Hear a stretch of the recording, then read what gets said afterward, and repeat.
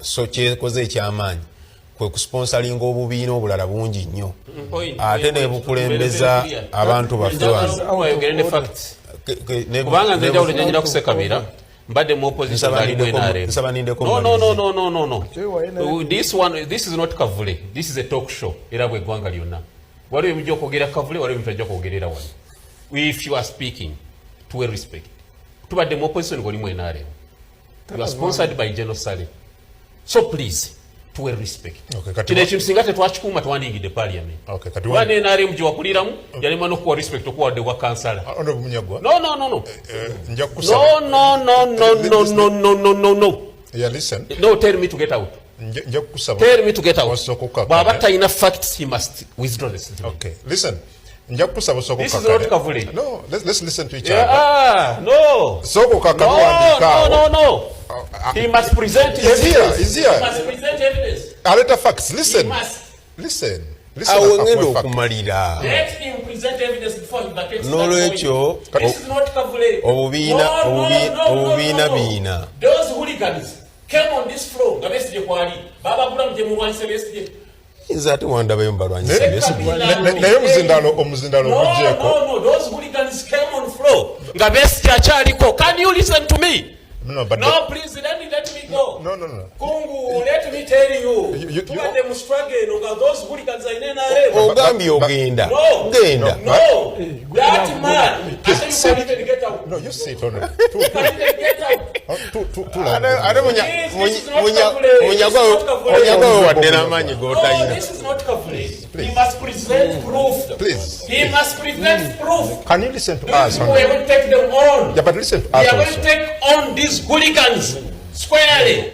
Katumbulemu tujeta nnyo essente zino zigabwa okusinziira ku bungi bw'ababaka ba palamenti era ziweebwa ebibiina ebyo kebiina abaka mu palamenti era njagala kukutegeeza nti NRM ebadde etwalanga bilioni 17 ku ssente ezo kati nga tonnaba kubuuza oli atwalako 5 tubuuza nti abadde atwala lion share abadde azikozesa ki era azikozesezza atya naye nze saagala nnyo amaaso gaffe tugateekaawo nze nina okulowooza ebintu bibiri ekisooka etteeka lino eryatandikira oba enteekateeka IPOD yatandikira mu 2009 obudde omwe Museveni yali yerondera abamuvuganya gundi tujja kumuwa ssente tatukosa gundi tujja kumuwa ssente tatukosa agenza okulaba nga NUP rolling out mu ngeri gy'atasuubira tutambula buli kimu tukitambuza gavumenti ng'eremala era kino ky'obuuza omulamwa gwa IPOD weeguli oba teguliiwo gwe kennyini otulaze wano ekifaananyi ekyabanne ekyabasekretary generals be parties endala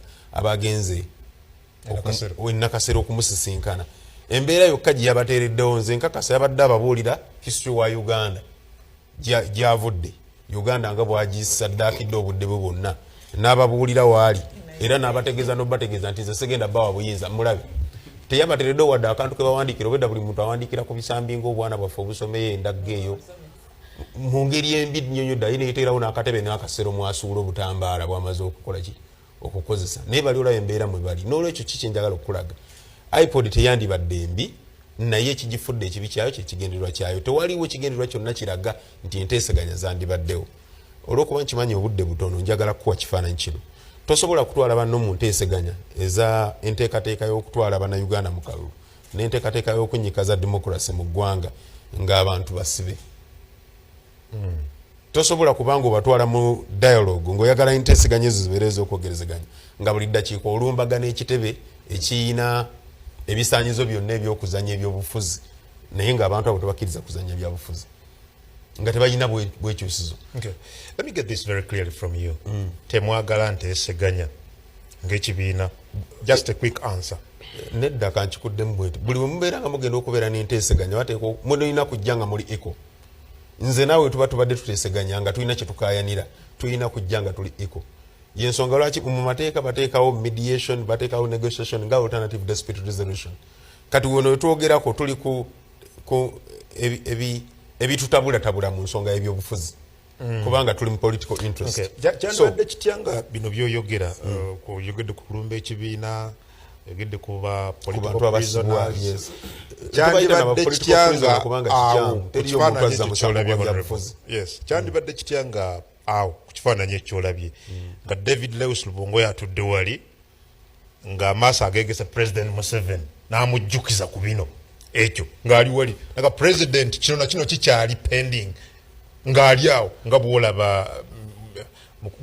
Todongo watudde nga bw'olaba na UPC wali nga bw'olaba na Jema wali ng'amutudde maaso nga President Museveni kino na kino na kino kikyagaanye mu kibiina oba mu ggwanga. Ekyo ekibuuzo ky'obuuzizza kiddamu ekibuuzo bannayuganda bonna kye beebuuza.